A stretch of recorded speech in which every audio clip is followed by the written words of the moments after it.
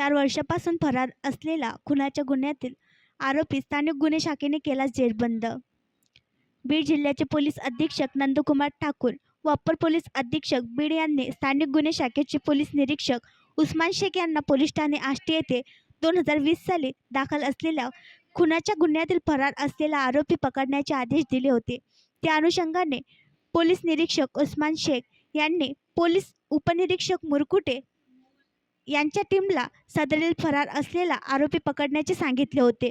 त्या अनुषंगाने पोलीस उपनिरीक्षक मुरकुटे व पथक फरार आरोपी अंबादास उर्फ पिंटू बर्डे याचा गोपनीयरित्या व कौशल्याने सुगावा घेत होते। त्यांनी आष्टी परिसरात खबऱ्यांना फरार आरोपीचे ठाव ठिकाणा काढण्याबाबत सांगितले।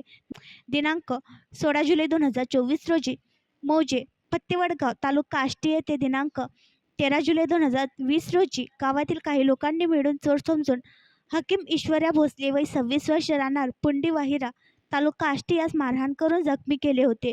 उपचारादरम्यान त्याचा मृत्यू झाल्याने पोलीस शिपाई बंडू किसन दुधाळ यांच्या फिर्यादीवरून दिनांक 13 जुलै 2020 रोजी पोलीस ठाणे आष्टी येथे गुन्हा नंबर 215/2020 कलम 302 व ॲट्रॉसिटी कायद्याअंतर्गत गुन्हा दाखल करण्यात आला होता।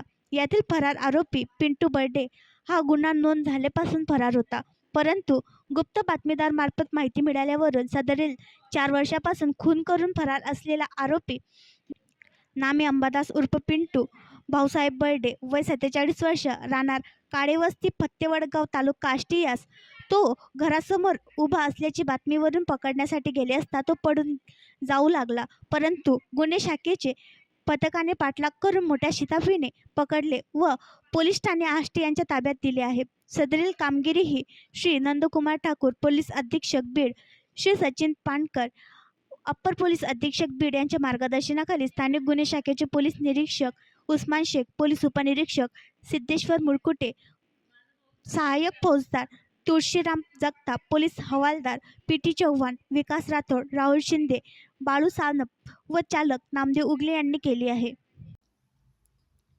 आणखी नवीन व्हिडिओ पाहण्यासाठी आमच्या देशमुख एक्सप्रेस न्यूज चॅनलला सबस्क्राईब करा, लाईक करा आणि शेअर करा।